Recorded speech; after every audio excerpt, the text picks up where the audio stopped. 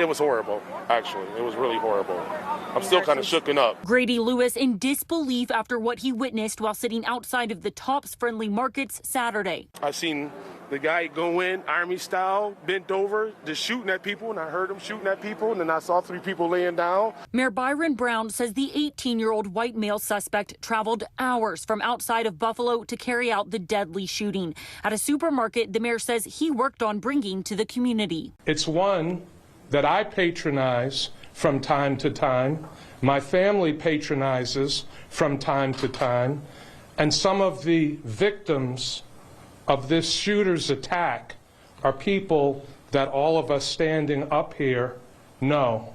13 people shot, 4 of them store employees, including a security guard who engaged the suspect at the front door but was killed. He was very heavily armed. He had tactical gear. He had a tactical helmet on. He had a camera that he was live streaming what he was doing. Investigators are reviewing a purported manifesto posted online in connection with the shooting probe. That's according to 2 federal law enforcement officials. The shooting is being investigated as a hate crime. This white supremacist who just perpetrated a hate crime on an innocent community will spend the rest of his days behind bars.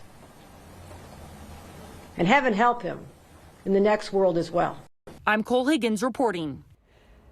The suspect in that shooting has been identified as 18-year-old Peyton Gendron. He made his first court appearance this evening on 1 count of first-degree murder. He's now being held without bail. In the coming days, he could face federal charges. KPRC2's Bill Barajas is digging into what this means from our newsroom tonight. Bill?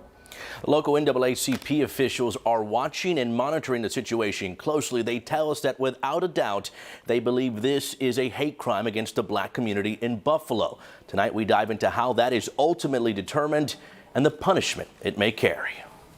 Chaos in Buffalo. The mass shooting taking place in the heart of a black community. Eugene Howard of the NAACP says he's angry. We cannot give aid and cover to those who do not believe in the true value of what America is supposed to be. 10 people total died. 3 others were injured. 11 of them were African American. The attack labeled by officials as pure evil. Howard says lawmakers must act now to create real change. There are systematic issues we must address as Americans for us to move forward. Investigators believe the shooting was a hate crime, racially motivated violent extremism. KPRC2 legal analyst Brian Weiss explained what that means. If the victims of certain crimes are based upon actual or perceived race, ethnicity, gender, national origin, or disability, in those situations, if the government or local prosecutors can prove those allegations, then upon conviction, the punishment is increased dramatically. Weiss says the punishment and complete list of charges will be decided at a later date, but believes this will become a federal case. The fact that New York State has no death penalty in a situation where, as I think reasonable people can agree, that death ought to at least be a possible punishment. In that situation, I think it's altogether likely that the U.S. Attorney's Office for the Western District of New York, based in Buffalo, will take this case over. Weiss tells us one of the questions he's asked the most in these type of situations is whether or not the Fed's involvement prohibits the state from also prosecuting the suspect. He says the answer is no. Ultimately, we will have to wait and see, though. Live in the newsroom, Bill Barajas, KPRC 2 News.